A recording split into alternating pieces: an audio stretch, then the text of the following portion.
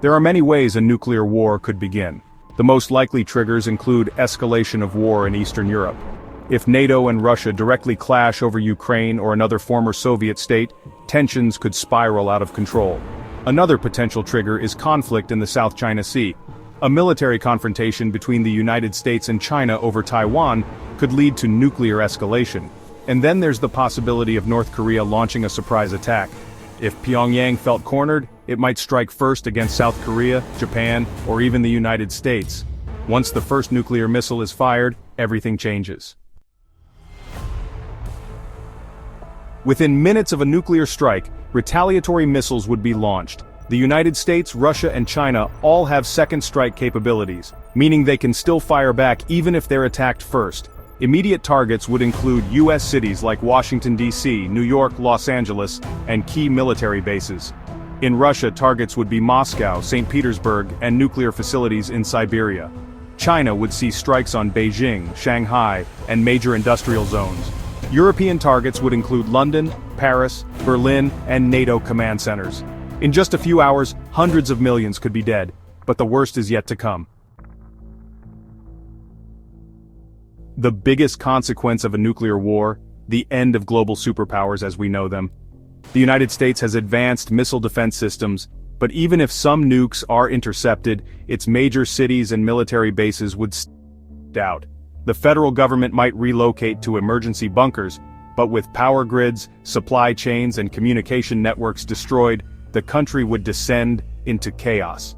Russia, with the world, has many of its cities and industries concentrated in a few regions. If Moscow and key military hubs are hit, the country could collapse into lawlessness, with remaining nuclear weapons falling into the hands of rogue groups. China, with its massive population, would suffer one of the highest death tolls. Its command structure could be crippled, leading to internal power struggles. If China's government falls, regional factions might take control, leading to further conflicts. European countries would be devastated by direct attacks on NATO bases. While nations like France and the United Kingdom have their own nuclear weapons, their small size makes them highly vulnerable. Europe could become an uninhabitable wasteland, with only a handful of survivors in underground bunkers.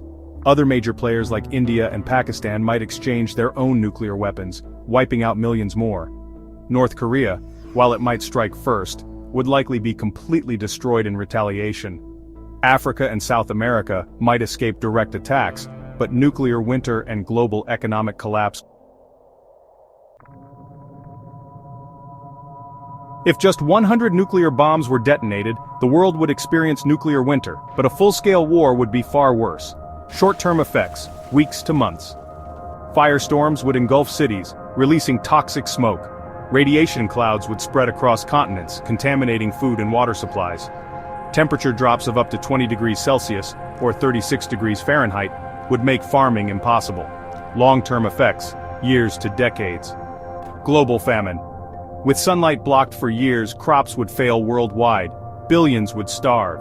Mass extinctions, plants and animals would die from radiation and lack of food. Ozone layer collapse.